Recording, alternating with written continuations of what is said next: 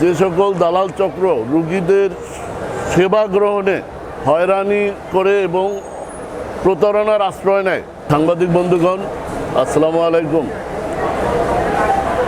আপনারা জানেন, এই সরকারি হসপিটালগুলোতে স্বাস্থ্য সেবা গ্রহণের জন্য যে সকল রোগী হসপিটালে আসেন, তারা দালাল চক্রের দ্বারা বিভিন্নভাবে হয়রানির শিকার হন এবং এই হয়রানি, দালালদের দৌরাত্ম্য এবং রোগীদের হয়রানির বিরুদ্ধে মাননীয় স্বাস্থ্যমন্ত্রী মহোদয়, স্বাস্থ্য মন্ত্রণালয় জিরো টলারেন্স ঘোষণা করেছেন। দালাল বিরোধী, দালাল নির্মূলে জিরো টলারেন্স নীতি ঘোষণা করেছেন। গত 4 মার্চ স্বাস্থ্য মন্ত্রণালয় এক বিজ্ঞপ্তিতে 7 দফা কর্মসূচি ঘোষণা করেছেন। দালালদের দৌরাত্ম্য এবং দালাল নির্মূলে 7 দফা কর্মসূচি ঘোষণা করেছেন, যার মধ্যে অন্যতম দফা রয়েছে মোবাইল কোর্টের মাধ্যমে আইনের প্রয়োগ, দালালদের নির্মূলে দালালদের বিরুদ্ধে আইনগত অভিযান পরিচালনা করা, ফৌজদারি অপরাধে তাদের বিরুদ্ধে ব্যবস্থা নেওয়া। এই ধারাবাহিকতায় আমরা বরাবরের মতো আজকে আমার ডান পাশে রয়েছেন এই শহীদ সোহরাওয়ার্দী হসপিটালের পরিচালক, সম্মানিত পরিচালক। আমার বামে রয়েছেন র্যাপিড অ্যাকশন ব্যাটালিয়নের বিজ্ঞ নির্বাহী ম্যাজিস্ট্রেট। আমরা এই এবং র্যাব সমন্বিতভাবে 3টি হসপিটালে আমরা আজকে অভিযান পরিচালনা করি। শহীদ সোহরাওয়ার্দী হসপিটাল, হৃদরোগ হসপিটাল এবং পঙ্গু হসপিটালে আমাদের এই অভিযান, দালাল বিরোধী অভিযান পরিচালনা করা হয়। আমরা 3 হসপিটাল থেকে 20 জন এই দালাল চক্রের সদস্যকে গ্রেপ্তার করি এবং বিজ্ঞ ম্যাজিস্ট্রেট তাদের বিরুদ্ধে বিধি অনুযায়ী আইনগত ব্যবস্থা, জরিমানা, অর্থদণ্ড এবং কারাদণ্ডের ব্যবস্থা আদেশ প্রদান করবেন।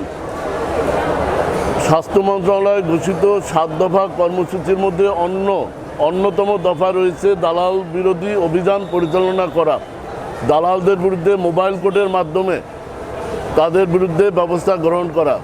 আপনারা জানেন, যে সকল দালাল চক্র রোগীদের সেবা গ্রহণে হয়রানি করে এবং প্রতারণার আশ্রয় নেয়, তাদের বিরুদ্ধে মোবাইল কোর্টের মাধ্যমে আইনগত ব্যবস্থা গ্রহণ করা হয়ে থাকে।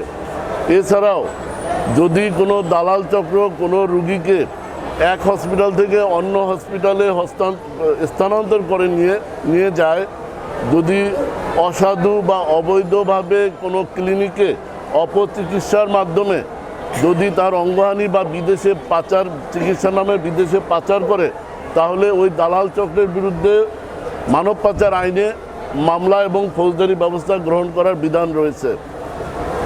এছাড়াও আমরা বিভিন্ন সরকারি হসপিটালে যে সকল দালাল চক্র রোগীদের হয়রানি করে বা রোগীদের সাথে প্রতারণা করে, এমন দালালদের বিরুদ্ধে আমরা গোয়েন্দা নজরদারির মাধ্যমে তাদের তালিকা তৈরি করছি, যেন তাদের বিরুদ্ধে আইনগত ব্যবস্থা নেওয়া যায়।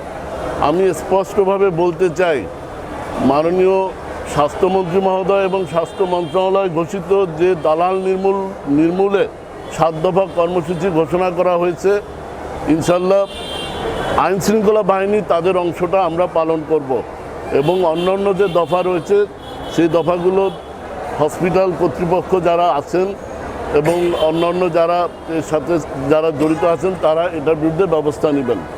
যদি কোনো হসপিটালের কর্মচারী, ওয়ার্ড বয় বা অন্য কোনো যারা যদি জড়িত থাকেন, সে বিষয়ে আমাদের সম্মানিত পরিচালক মহোদয় কথা বলবেন। আমাদের দালাল নির্মূলে আমাদের এই অভিযান এটা চলবে এবং আমরা দালালদের বিরুদ্ধে আইনগত সর্বোচ্চ ব্যবস্থা নিব। দালাল নির্মূলে 7 দফা কর্মসূচি ঘোষণা করেছেন। এর মধ্যে যদি কোনো কর্মচারী, প্রশাসনিক কোনো কর্মচারী জড়িত থাকে, হসপিটালের কোনো স্টাফ জড়িত থাকে, তার বিরুদ্ধে বিভাগীয় ব্যবস্থা, ইভেন বরখাস্ত সহ চাকরিচ্যুতির বিধান রয়েছে। আর অবৈধভাবে যারা ক্লিনিক ব্যবসা করেন, যাদের অনুমোদন নাই, যথাযথ কাগজপত্র নাই, তাদের বিরুদ্ধে মোবাইল কোর্টের মাধ্যমে আইনগত ব্যবস্থা গ্রহণ করা হবে।